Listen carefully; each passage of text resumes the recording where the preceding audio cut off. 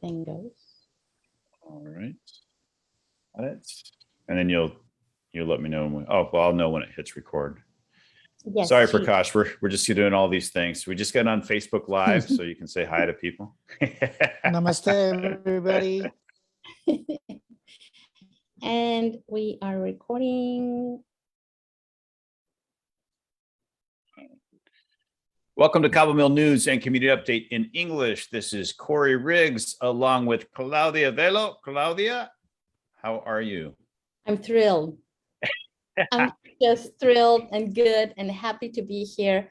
I think this is an auspicious moment. It is. The show is amazing that we're about to have, and the interview that we're about to have. We feel very lucky. And if you're listening, it is, what is the date today? August 22nd. If you're listening on Sunday. Wow. You're listening on Sunday, but you know what? You should go to Cabomil News on Facebook to see what happened on Thursday, August the 19th, because it's the day. Absolutely. Well, I am still in Arizona, Claudia, which I'm a little upset about because I'm going to miss something coming up this weekend that we're going to talk about in a moment. But first, any news that we should talk about before we get into this? I think we should keep it positive today. And the big news and the good news is that Wednesday, the Health Safety Committee gathered again for the 100 and some time, and they have announced that Los Cabos and La Paz, both municipalities, have moved to level 3. Wow. Because number of cases is down, hospital occupancy is down, and everybody is very optimistic that that downward trend will continue. So those are the news, and happy news.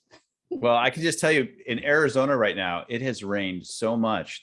Everything is so green. I've never seen it this green. And it's just, I mean, there's actually some flooding, which is not great, but it's great that there's a lot of water coming into here because it definitely needs it. But it's amazing. The cows, I go by the cows out in the fields, and they're all fat, and because they have plenty of food to eat. And it's beautiful to see the mountains here green. So I'm coming back to Cabo next week. I got delayed a little bit. My Jeep, if anybody knows my Jeep around town, it got in a little bit of an accident, but it's getting repaired, and I'll be back next week. So anyway, I'm looking forward to being back, but go ahead, Claudia. When you drive back, you will see, because the rain we got here did the same thing. Everything is green. You know, the desert blooms within just 2 days of rain, and it's green and it's beautiful. And that's what I'm, it just, all these things that are good and positive are auspicious for our guests. And yeah, absolutely. Go ahead, Claudia, introduce. I'm just thrilled and I'm excited, and I am really, really thankful for the opportunity to introduce Prakash Chegu. He is a Kundalini Yoga master and practitioner, and also he is a healer. He is coming to Los Cabos. There will be an event on Saturday at Doom in Todos Santos. But then we just learned that he's going to be here a little bit longer. So welcome to the show. Thank you for giving us your time. Thank you very much for having me. Grateful to be invited to come to this beautiful location, and grateful to be sharing with you and your radio show about any questions you may have about me, the teachings I've been following and sharing, and the healing modality that I practice, and my stay in Cabo. It's great. Prakash, first of all, tell us where you're from.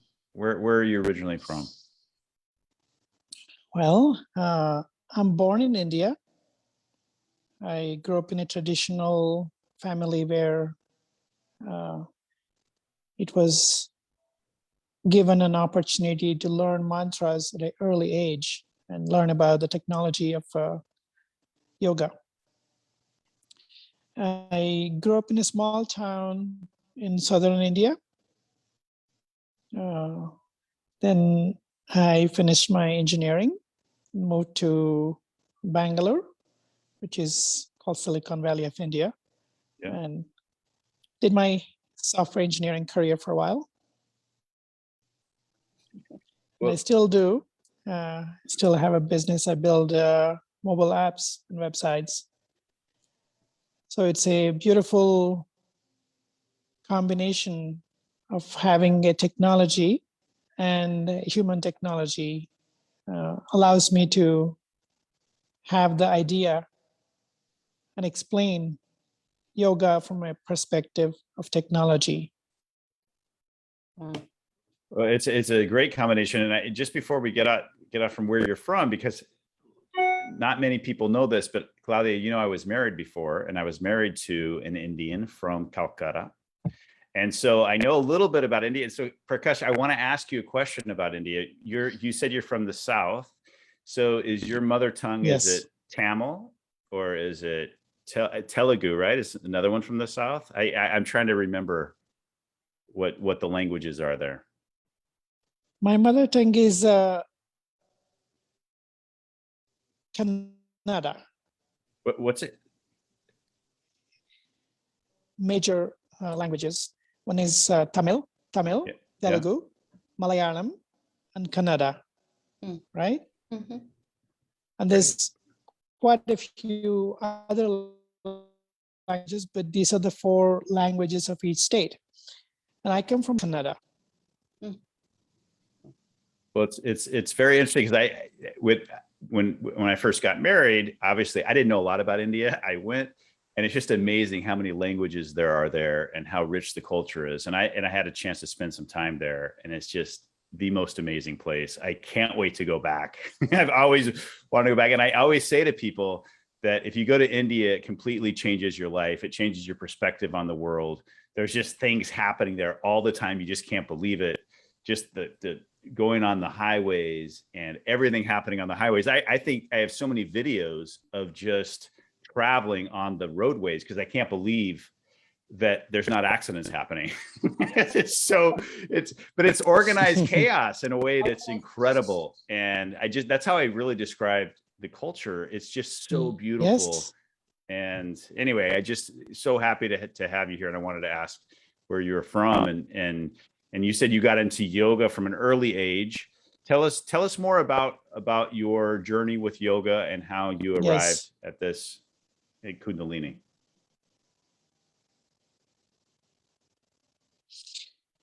Well, growing up in India, especially in our family, it was never forced. I want to clarify that. It was never said you have to do this, but the tools were available. So as a child, like, okay, you're given tools, like, okay, if you have nightmares when you go to bed, so there's a mantra for that.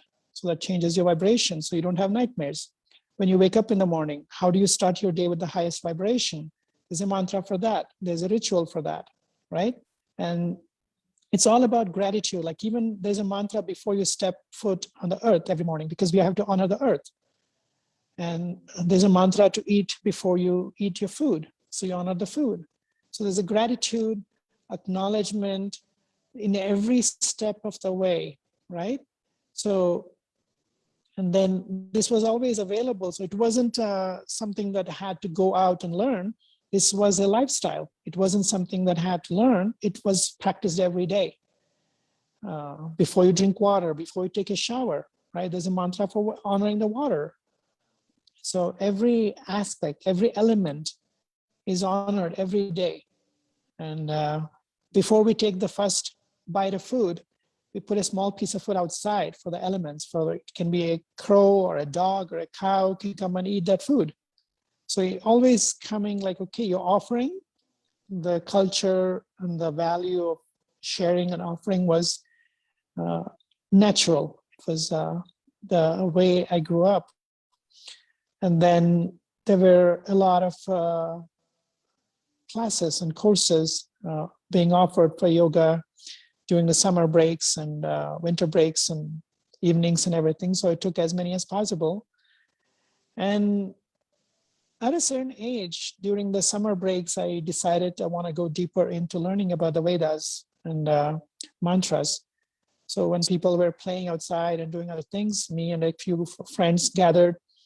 Of course, we had the books, all the books we needed. That was available. That was easy. So we would sit and study for a month or two. And at the end of the summer, when the vacation was over, we would invite our parents and demonstrate what we had learned. And they were quite surprised that we were taking our own initiative and learning on our own. And then we had some friends that were a little older. They would come and help us too. So it was all curiosity was one of the main factors that was driving, because I always had questions about how this would work, how that would change, how that would apply to our life. And then naturally I became a teenager, and I had to rebel against everything. And in fact, I had some close family friends that were very spiritual with the mantras and agreeing and believing and praying with the God and everything. I confronted with them that I don't believe in God. Everything is science. Everything is technology. Everything is that. So, and then I went to engineering school, graduated, and then I studied very deeply into quantum physics, quantum mechanics, how the brain functions, how to build a business, what are the factors that need all of this. And all of them brought me back to understanding how the brain works best. When you chant, the brain works best. And meditation, brain works best. And even for almost when I was in the US for the first 3 or 4 years, I didn't even eat Indian food. Then I'm studying about food, learning about food. And of course, Ayurveda comes into the picture, and reading spices or like medicine. I'm like, okay. And I'm trying to cook some of this food, and comes out in my mind, like, these are the food that my mom uses every day. So I don't have to invent something new. These are already existing. So it gave me a different perspective to go into my own cultural roots, coming from a perspective of technology and understanding, and finding medical researchers, finding 20, 30 years of medical research on some of the yoga meditation, how it has helped with Alzheimer's, arthritis, and various other conditions. And yoga has been tested and it works. So, and then it was quite easy and simple for me to step back into it and go a little deeper. And I took a teacher training in San Diego, which is where my home base is for the last 20 years. And I really wasn't interested in teaching. It was just for my personal growth. And I was in Europe attending a workshop, and a few of my friends found out I was in Europe, asked me to come and teach a class, and I did. And then it never stopped.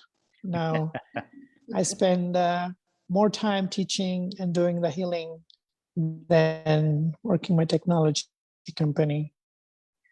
We still do apps. I still have clients for the last 15 years, 20 years, same clients, and if some new clients. But majority of the time I focus on is teaching. I do a class every day through Zoom or in person, wherever I am, they can come to me. The last few months I've been based in Tulum. So they've been coming to my home for the class. And of course, by Zoom, it's available every day. And when I'm in Baja next week in Los Cabos, it will be the same. I'll be teaching in person. People can come. And if they're not available in person, they can come on Zoom. And these classes are wanted to be accessible to everybody. So it's all donation based. I don't want to say free, because there has to be an energy exchange. That is donation based, whatever you feel comfortable. If you feel comfortable, there's no obligation. I don't even mention in the class that you have to, there's a donation. They just come. Sometimes they pay, sometimes they don't. And the healing modality that I do is called Satnam Rasayan. Sat means truth, Nam means identity, and Rasayan means the mixture. So this healing happens when you go into a deep space of your truth, the deepest space of your truth. And in other words, you go into a deep state of relaxation. And we've been living in a society that has changed dramatically in the last 60 to 70 years or last 100 years. The human evolution has taken a few 100,000 years at the minimum, maybe longer, but at least a few 100,000 years. And this body that we have has been evolving with all these conditions. But in the last 100 years, so many things have changed. Our body is really struggling to keep up with it. So we are under constant stress. Even though we have accepted that stress, we don't realize it is stress when you go into a place where there's no radiation for like 2 days. Your body feels so good, right? So same thing happens when we do this healing modality. Your body goes into a much deeper state of relaxation. So that is the worst case scenario in this healing. So you sleep better and you really go into a deep state of relaxation. And I've had, again, when we do the healing, all we are doing is opening the door, right? We are just opening the door. And the healing always happens between the person and the source. We cannot take the credit for the healing, but we can definitely open the door. And sometimes that's the biggest help they need. And so when people call themselves healer, it's just a way to make things, simplifying it, right? Not claiming that I'm the one doing the healing, I'm opening the door. So I just want to clarify that, but that's too hard to explain in a one sentence. So we go with the word healer because it doesn't sound good if I say door opener, right? Well, Prakash, you've touched on so many things, and I so many avenues we can take this conversation. But one of the things you said just now that was I find completely fascinating is this idea that we are always being hit with stress, and until we take ourselves out of it, we don't even notice. And it's something that I actually went to teacher training in Nosara. I teach yoga as well. I'm much more yin, slow yoga. I used to be a power yoga person and kind of got out of that, but spent a lot of time in Costa Rica. And I just remember being in those trainings and not having the phone around, just being out in the middle of the jungle and just feeling so good because it was just quietness and you're with yourself. And you don't even realize all the stresses that we're hit with every day. And when I come back to Mexico, all of a sudden there's billboards and there's sound and there's just, it's amazing. But anyway, that I think what you said is such a powerful thing for people to take themselves out of it.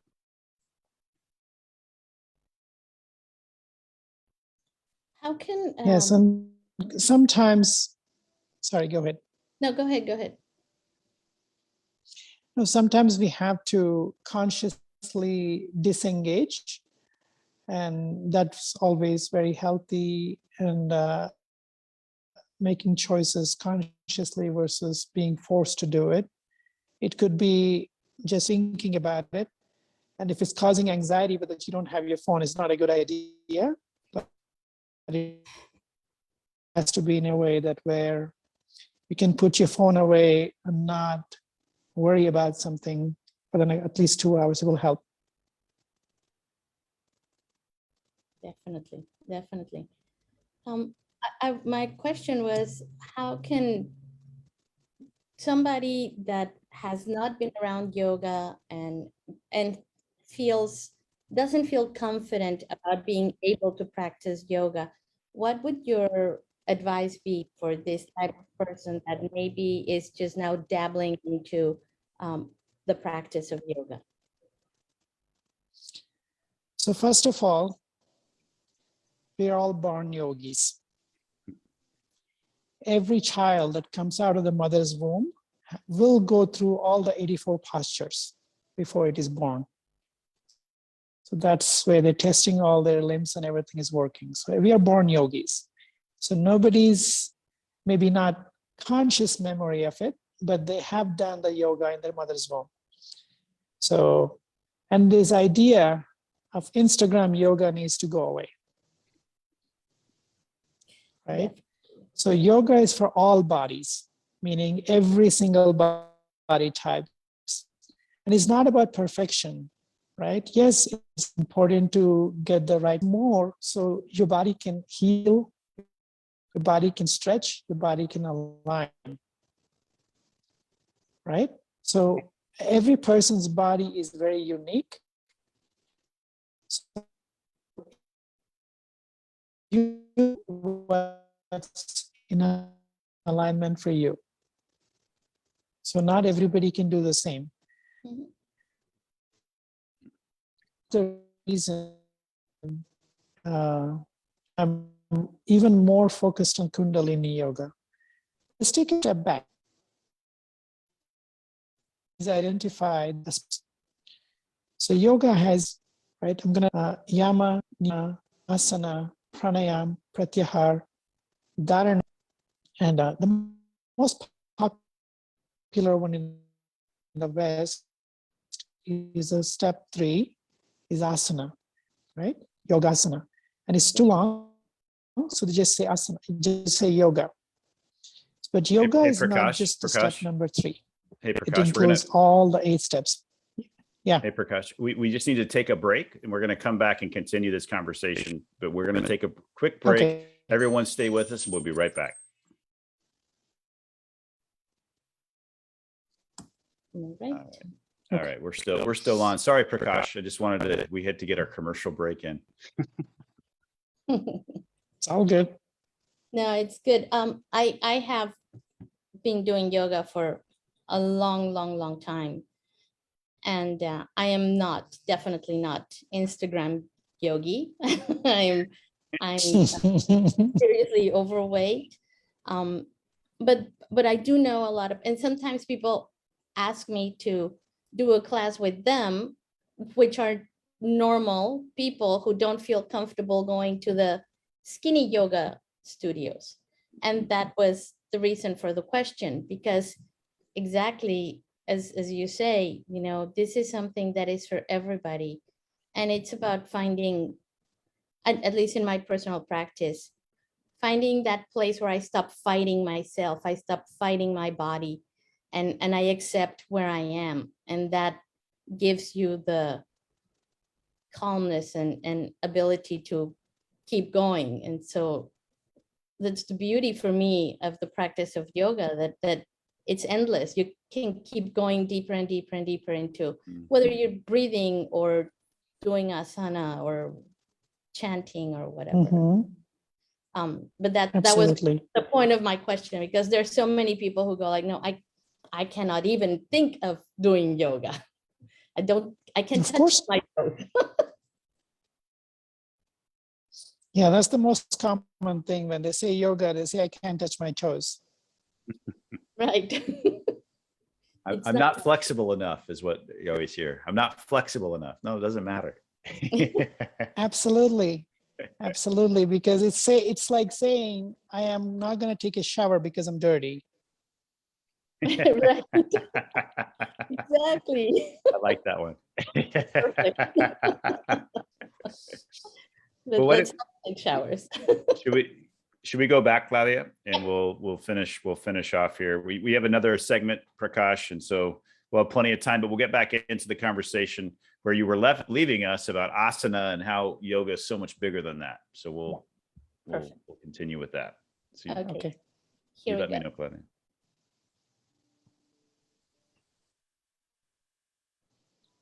Welcome back to Cabomil News and Community Update in English with Korey Riggs and Claudia Velo. We are interviewing a yogi, Prakash Chegu, who is teaching a workshop this weekend in Los Cabos, and he is going to be teaching next week as well. And we were just talking about, and if you missed it, you can go to Facebook Live because you didn't hear it. We have bonus material on our Facebook Live Facebook page, Cabomil News, and Prakash was giving some other tips about yoga. We had good conversation about how everyone can do yoga, and Prakash was in the process of explaining the different limbs of yoga, and we were talking about what most people think about is asana, and that is the Instagram yoga, what everyone sees, and he was in the process of explaining that. So I'll let you have the floor again, Prakash.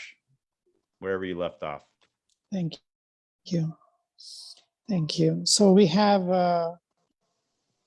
Yoga Asana, which is the third limb, which is important step because we need to get our physical body very strong.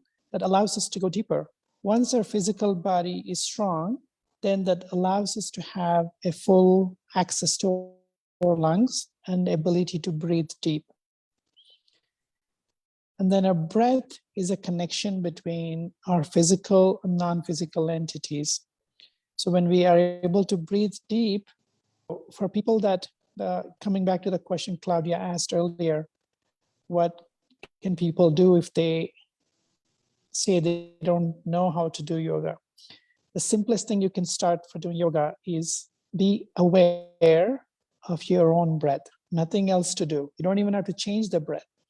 Just bring your awareness to your breath. Then automatically things will progress. Conscious breathing is the greatest gift you can give yourself. Absolutely. Absolutely. Can you talk?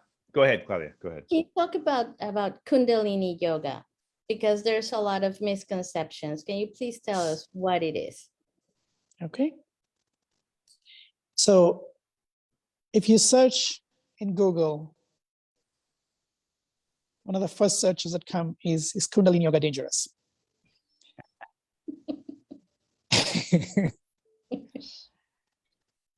So the question is fire dangerous? Is knife dangerous? Is a sports car dangerous? Everything that's powerful, if it's used without the right knowledge, right awareness, can be dangerous. In fact, it should be dangerous if it's not being used properly. So if you don't know how to use the fire, it can burn down everything. But without fire, nothing can work. Our life is entirely dependent on fire. So same thing is Kundalini Yoga. Kundalini Yoga is very powerful. Typically what takes 10 to 12 years in a traditional format of yoga, it can be achieved, the same results can be achieved in a year or less. So it's extremely powerful. It's designed for householders. Some of the forms of yoga require you to go sit in a mountain, in a cave, be celibate, all of these things. But Kundalini Yoga is designed for householders. It actually has tools and technology to have a better money, all of that. Because when we say spiritual, a lot of people discount the material life. So it's very important to honor this spiritual body we've been given. This body is not any less spiritual. So in Kundalini, you consider that, we take that into account. So only because of we have this physical body, we can have a spiritual experience. Because if you don't have this physical body, you cannot have any spiritual experience. So sometimes people punish this body. People are not treating this body properly. So then you're not going to have a good spiritual experience. And then we can, I don't want to segue too much into chakras and how it's important to keep the lower chakras open so the higher chakras also can open. If you're not able to keep the lower chakras open and just focus on the higher chakras, you will have a very imbalanced life. So in the shortest essence, Kundalini Yoga is one of the forms of Raj Yoga. Raj means royal, means it has ability to serve everything and everyone, right? And it definitely demands your commitment and your practice, but the results are incredibly powerful and incredibly quick. And there's in this technology, most of the technology of Kundalini Yoga is composed of what we call kriyas.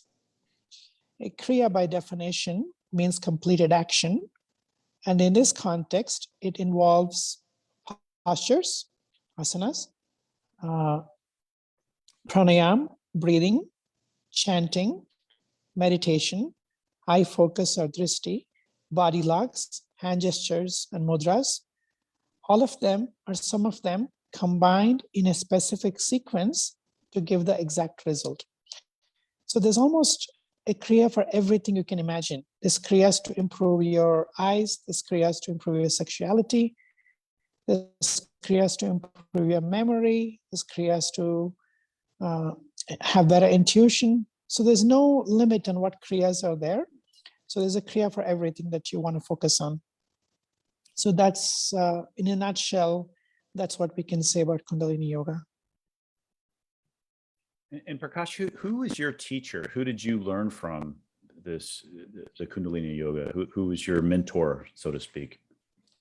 I worked a lot with a teacher called Krishna Kaur. She's based in LA, Los Angeles. And I also work with Guru Dev Singh. He just recently passed away. And he was the healer that I work with. And many teachers over the years, both in India, Europe, US. And for me, teachers come in all formats. And I rely heavily on going to the scriptures, right, reading the Vedas, and going back to the teachers that are no longer in physical format also sometimes. So. And Claudia, I know you do kirtan sometimes, and you do a lot of chanting. I remember my teacher was a big chanter, and so I had never chanted before I went to Costa Rica, and I just remember he would start with 30 minutes of chanting before any class, and just when I left that, what I was missing in my body by not chanting. And I know you're going to take me chanting sometime to your kirtans that you have in Los Gatos. But tell it, Prakash, and Claudia, also just jump in here, the importance of chanting and what it does for the body. And I mean, it's coming out of your mouth, but what it does for the entire body, it's just incredible.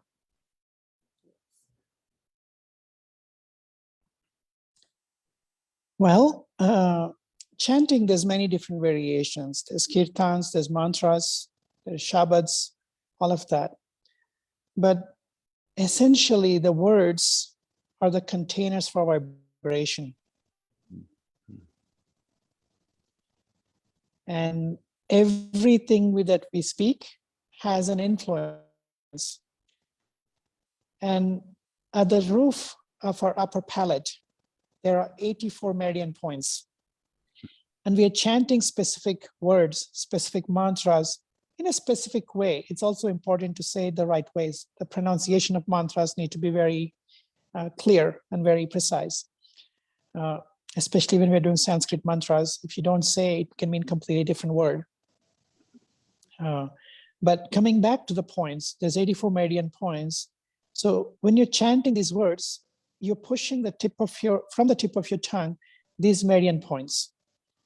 And these are activating hypothalamus, pineal, and pituitary. So sometimes chanting the mantra is so stimulating and gives you so much joy because you're feeling bliss. Because this opens up the endorphins, opens up the balance of serotonin, and allows your pineal and pituitary and hypothalamus to be in balance.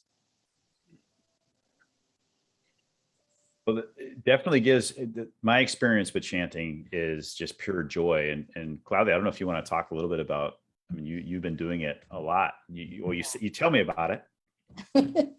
Yes, I've chanting the names, and there's a practice of just saying the mantras, and no, I don't know anybody who chants sadly. You know, even if you go into the curtain or the mantra repeating of the japa, just in it kind of down because you are upset or you're stressed or you're worried. Once you start chanting, the way that you are saying the names, and then you become more aware of your breath because you want to be able to really get into that vibration.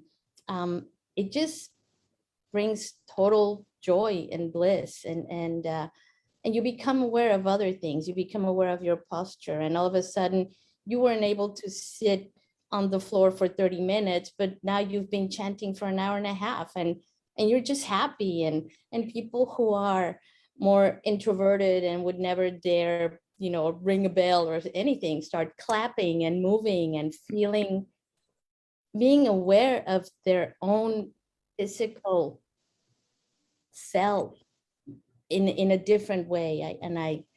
I'm looking forward to chanting with more people, because it's a truly interesting experience. And I understand there will be some chanting in your sessions, Prakash.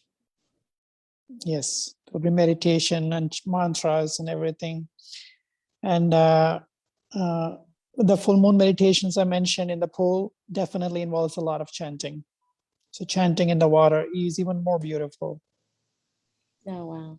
Can you Can tell you- us can you- about if I that was before we came into the air. Can you tell us about the full moon meditations and those activities you will be having here?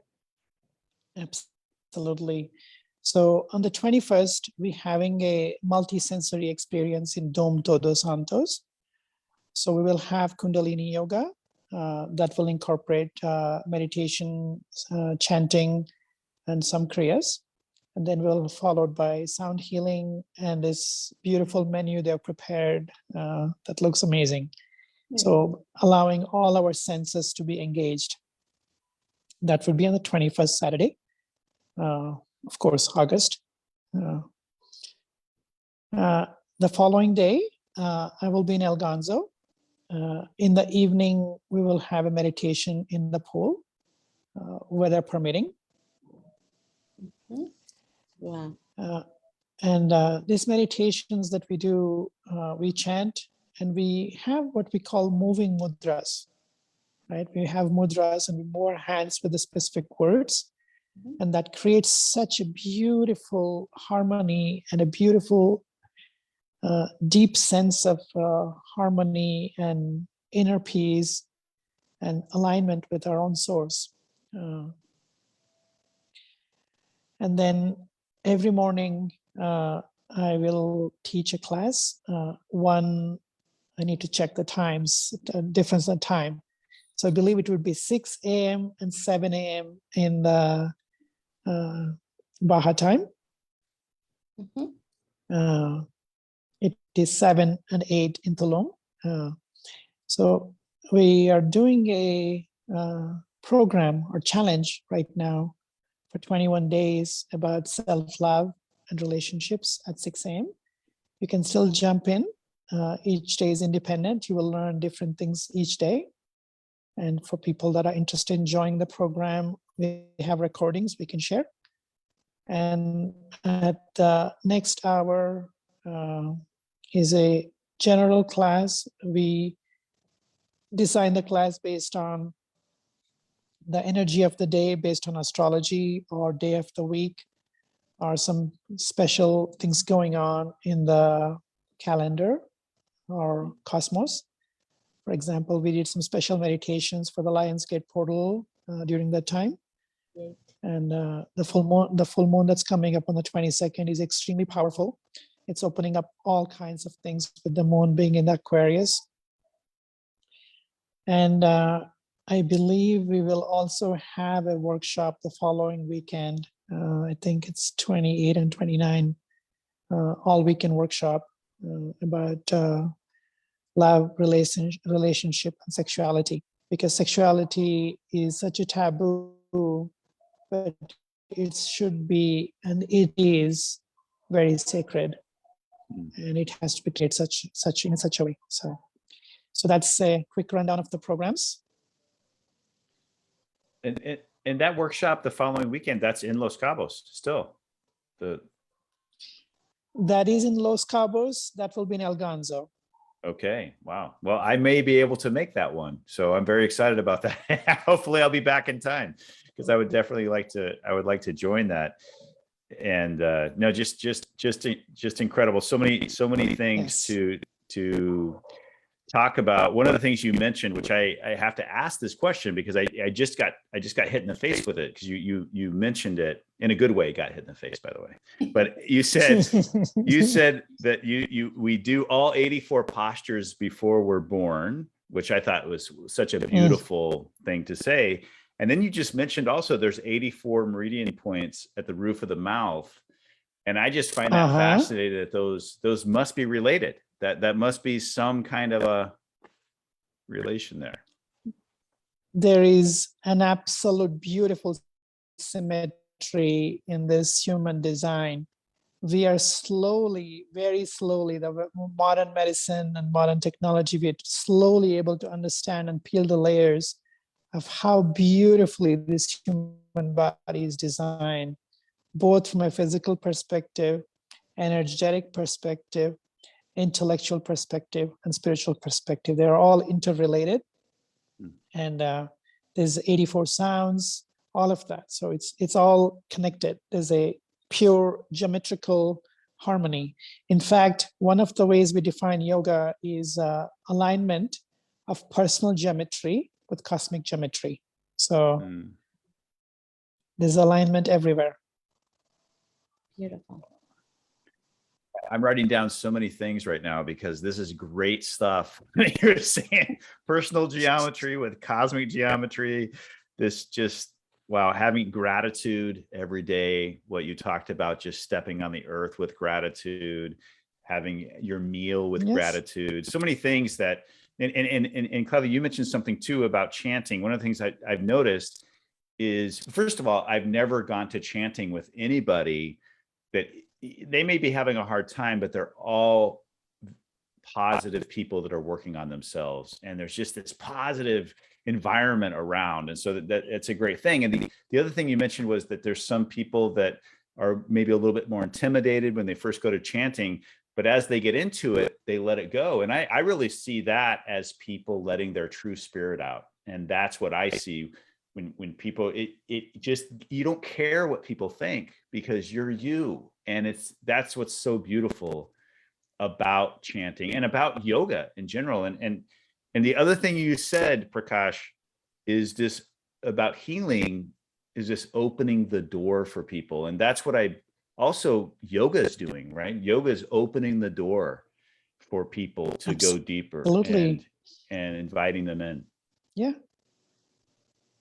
You know, people say there's no user guide for living life. There's no manual for life. Yoga is the manual for life. Yoga gives you step-by-step instructions on everything to do.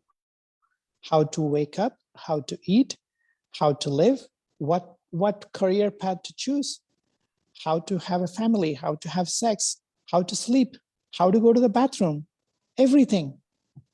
So there's a user guide for everything. So yes, you're absolutely right.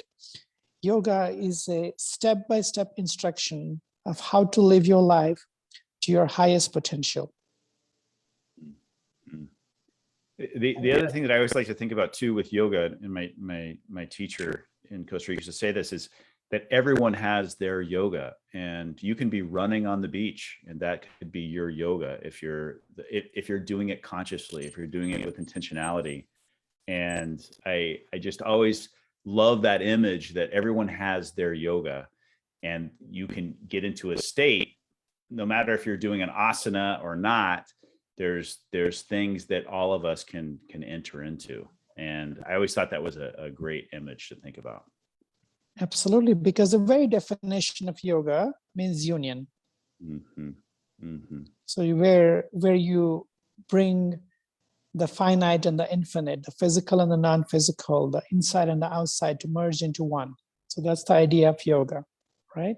So yes, if that you can achieve that state by running, you can achieve that state by swimming, you can achieve that state by dancing, or if you need to achieve that state by just sitting still, you can get into a state of yoga, state of meditation in any way possible.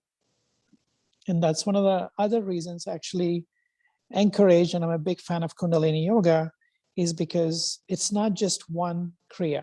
There's thousands of kriyas, and quite a few of them are actually active meditations or active kriyas. one of the biggest challenge we hear from many people is, I can't sit still. My mind goes crazy when I sit still, right? So you don't have to sit still. We're going to make you so busy with your body, your mind's going to want to stop. And then you go into a state of stillness. Mhm. So you're absolutely right. And yoga is not just one thing. The yoga is just a union. Simplest way, yoga means union. So it can be achieved any way possible.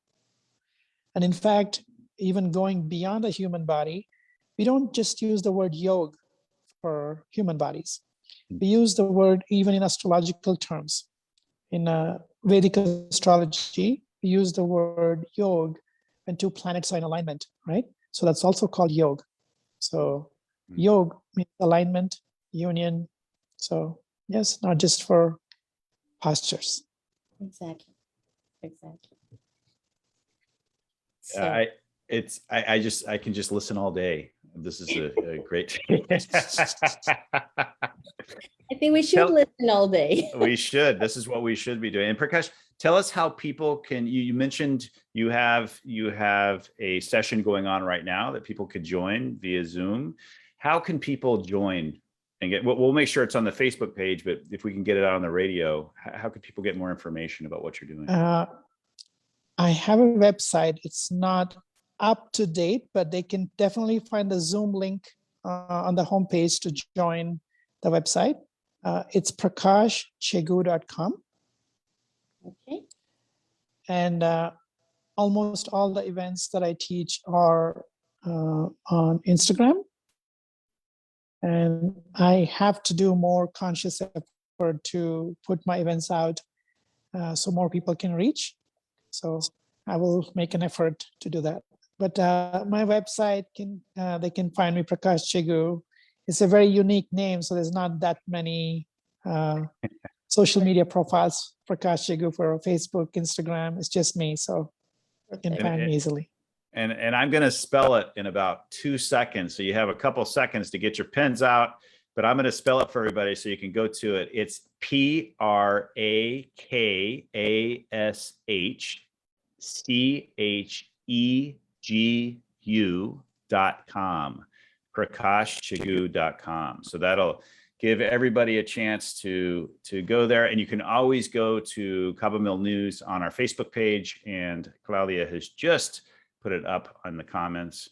So you can join Prakash this weekend, next week, and next weekend. Anything else from you, Claudia? We still have about 3 minutes left. We wanted to. I think we just need to follow Prakash and keep listening. And thank you so much, because it's easy for people to just say it, but when it comes from somebody who actually lives yoga and reflects the fact that everything you do consciously and with awareness and intention is yoga, then it's easier to believe it and take that first step. Many of us have tried the path, and it's easy to stray in today's life. But listening to you brings us back to center. And I'm just thankful for the opportunity. Thank you. Very much for having me. I'm very grateful for spreading the message, and spreading this technology can only help everybody to live in a higher states of consciousness. So I'm very grateful to share that. And thank you again. Thank you. Gosh, thank you for opening the door for us today and opening the door for our audience for healing. I really, if you've never done yoga before because you think you're not flexible enough, that's what I hear as a teacher sometimes. Oh, I'm not flexible. Go do yoga. It's for everyone. That's exactly what it's about. It's about where your limits are, understanding those limits. And so it doesn't matter what the next person's doing, whether they're on another mat, whether they're just next to you, you stay on your mat, you stay in your place and worry about where you are and don't worry about other people. And that's one of the biggest advices that I got from my teacher as well, is to stay on your mat. And we should stay on our mats in our lives as well, quit worrying about what other people are doing, how much money someone else is making, whatever anybody else is doing. You don't focus on that. Yes. Focus on making yourself better. And that's something that you have again taught us today. Thank you. Just from your presence. So thank you for Thank you joining very us, much. Prakash. Thank And you. looking Namaste. forward to seeing you in Cabo. May your travels be safe. Thank you. Thank you, Claudia. See you soon. See you soon. Thank you, Prakash. Thank you, Korey. Thank you Thank very you. much. Well, Claudia, another great show. I just love the fact that we are getting these spiritual healers on these shows and just putting out positive vibes. We went the whole show without talking about the big thing going on. We're not going to talk about it now. And it's so exciting. It's so exciting what's happening this weekend in Los Cabos, all through next week. Go check it out. Kundalini Yoga. It's an incredible practice. If you've never done it before, please do it. And Claudia, next week we have Smiles International Foundation that we'll have our interview next week. And just thank you for another great show. Any final thoughts? We have 10 seconds. Now, I just remembered Prakash said that, healers open the door. And I remember our interview with Dr. Moses, who also said, God opened the door and he just had to be sucked through it. So I love that. I mean, that's just that image of doors opening and then just letting yourself go through them to find wonderful realities that are not as dark as we sometimes think. So I think that's great. Absolutely. Well, tune in next week Thank to you. hear that full interview with Dr. Moses. Thank you again, Prakash. Thank you, Claudia. Thank you Everybody very have a much. great week. Catch you next time. See you next time.